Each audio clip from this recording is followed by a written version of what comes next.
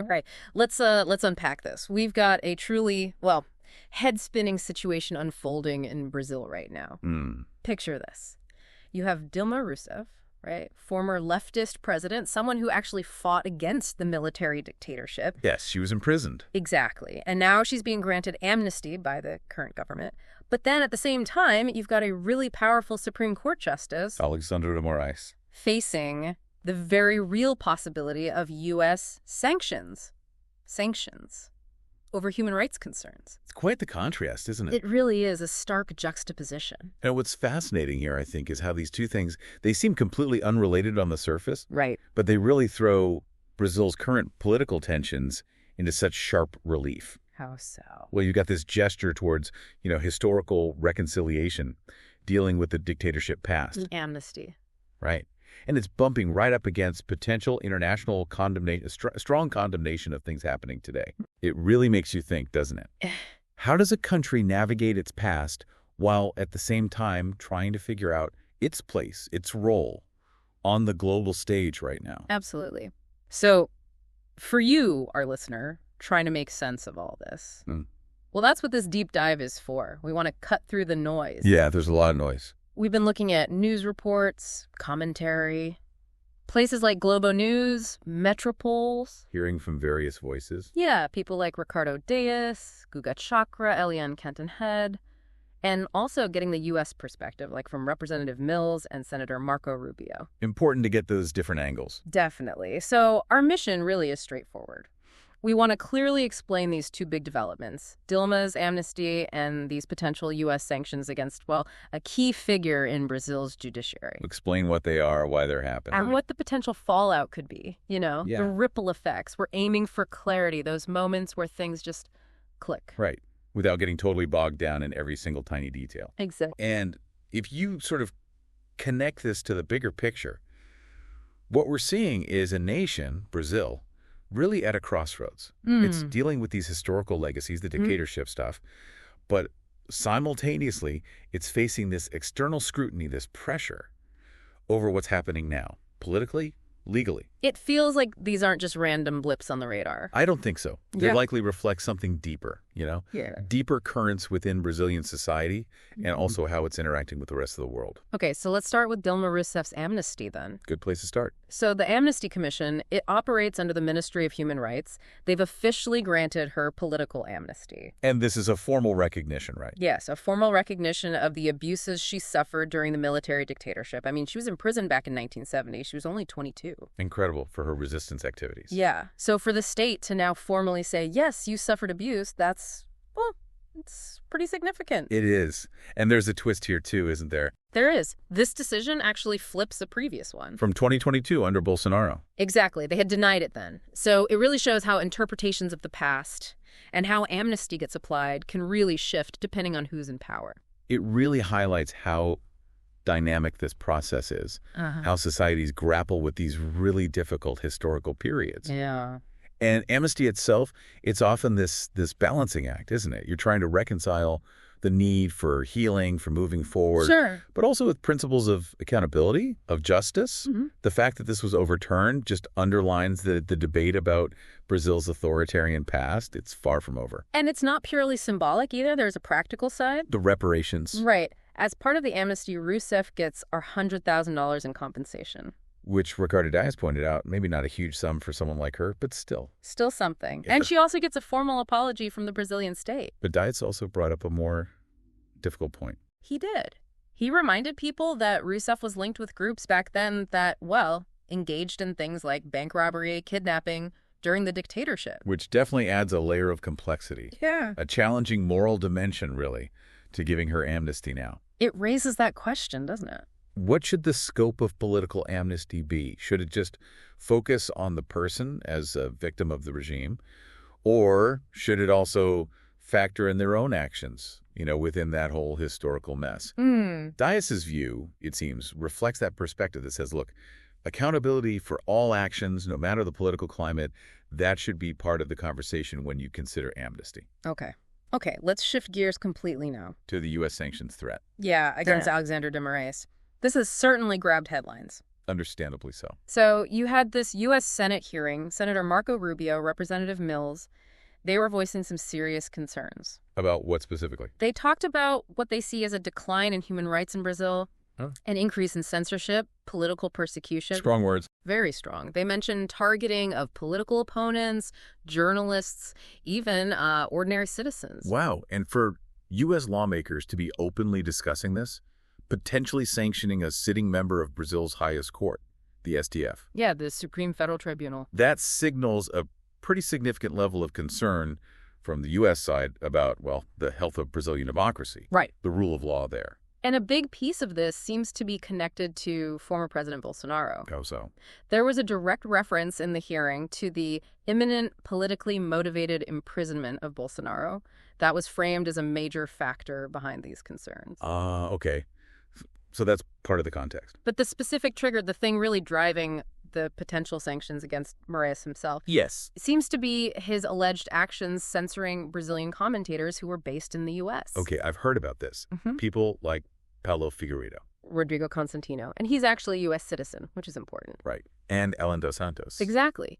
The accusation is that Moraes basically banned these guys from social media. Which, from a U.S. perspective, Raises huge First Amendment red flags, freedom of speech issues. absolutely. And this is where you see that clash, right? Mm. Different legal systems, different cultural takes on free expression, bumping up against each other across borders. Yeah. The U.S. view, so rooted in the First Amendment, seems to be really clashing with what the Brazilian judiciary, or at least Moraes, has done. And that's creating this potential conflict point in the relationship. And the tool they're thinking of using, it's the Global Magnitsky Act. Can you give us a quick sense of what that is? Sure. So the Global Magnitsky Act, it's basically a U.S. law. It lets the U.S. government slap sanctions on individuals anywhere in the world. Anywhere. Anywhere. If they're found responsible for committing human rights violations or engaging in, significant corruption. And what kind of sanctions are we talking about? Well, things like freezing their assets in the U.S., banning them from getting visas, Yeah. basically cutting them off from the U.S. financial system and stopping them from traveling to the U.S. could really restrict someone internationally. Yeah. And Senator Rubio, he wasn't exactly subtle about it. He said sanctioning Moraes is, quote, under review right now, and it's a great possibility that will happen. Now, that's pretty direct. Yeah. It sounds like they're taking it very seriously. It certainly does. Rubio saying that suggests this isn't just talk, not just expressing concern. They're actively looking at taking concrete steps. That really ramps things up. So let's talk about the potential impact then. If these sanctions actually happen, it sounds like it's not just, a symbolic slap on the wrist. Not at all. Reports suggest Moraes could face some really serious limitations. Like what? Like not being able to get credit cards from any of the big networks that operate in the U.S. Visa, MasterCard. Wow. And being barred from having bank accounts with any bank that also has U.S. operations, which is most major international banks. So it could basically isolate him from huge parts of the global financial system. Pretty much. The practical effects would likely be massive, personally, professionally. It could severely limit his ability to do any kind of international financial transaction. And yeah, it would definitely impact his standing globally, make him a sort of pariah, as some reports put it. But hang on, it might not even stop with him, right? There's talk of it going further. That's the really striking part. Reports, particularly from Paolo Capelli, suggest the U.S. Department of Justice has actually been mapping things out. Mapping what?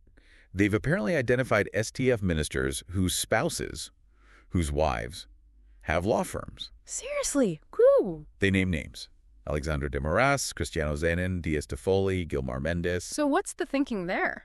The potential strategy seems to be extending financial sanctions to the spouses. Why? The logic, apparently, is that these law firms represent a big chunk of the family income.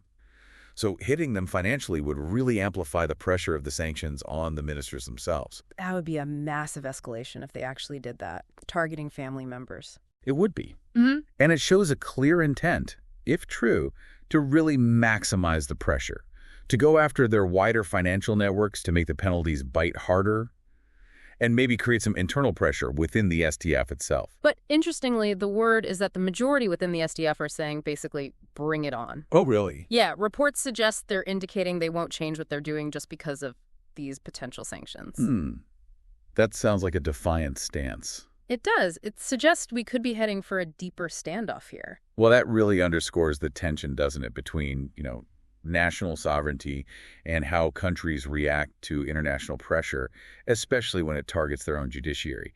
It sets the stage for potentially a long and pretty contentious situation. So how are people reacting to all this? What are the broader implications people are talking about? Guga Chakra, for instance, on Globo News. Yes, what's his take? He seems convinced the U.S. administration is genuinely serious about using the Magnitsky Act against Mraz, specifically because of this issue with censoring the U.S.-based commentators.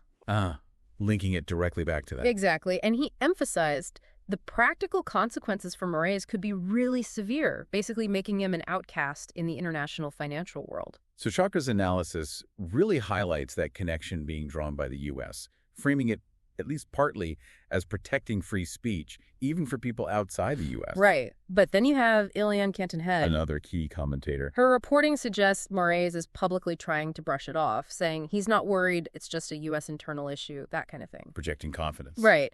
But Canton-Head also points out that behind the scenes, the STF is aware of the negative international image this stuff creates, especially with figures like Eduardo Bolsonaro, actively campaigning against Brazilian institutions over in the U.S. So even if Mraz is acting unbothered publicly, there's likely an underlying awareness of the potential damage to their reputation. Exactly. It seems like there might be this internal tension, outward confidence versus maybe a more cautious reality check underneath. That sounds plausible. A more nuanced picture. And then there's Ricardo Dias again.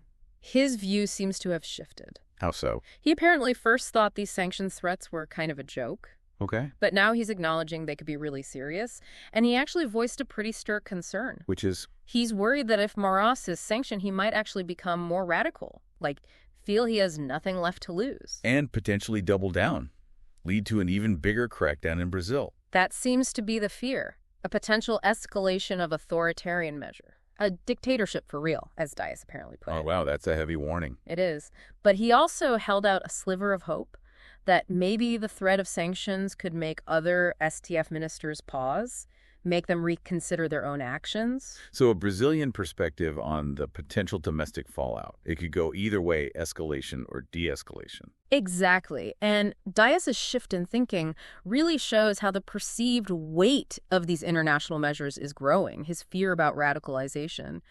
It highlights how unpredictable these interventions can be, the potential for unintended consequences within Brazil's already complicated politics. Absolutely. So just to kind of wrap this up, we've looked at Dilma Rousseff getting amnesty, a move that really digs back into Brazil's complicated history. Right. Historical reconciliation, but controversial. And then, alongside that, this very real possibility of the U.S. sanctioning a top judge, maybe even his family, which raises huge questions about international relations, sovereignty, balance of power. It's a really compelling moment to watch in Brazil.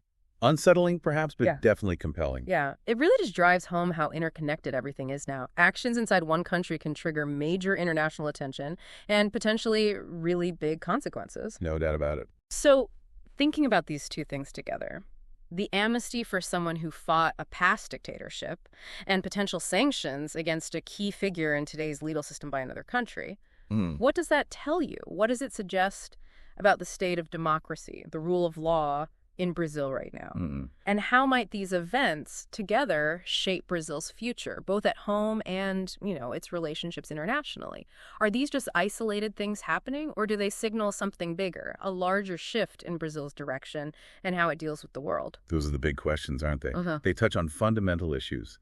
National sovereignty, how international norms get applied, the independence of the judiciary in this globalized age. Yeah. And the answers, whatever they turn out to be, will definitely have a huge impact on where Brazil goes next. Well, thanks for taking this deep dive with us into these pretty complex issues. Absolutely. Lots to think about. We really encourage you, the listener, to keep exploring these topics, keep thinking, draw your own conclusions until our next exploration.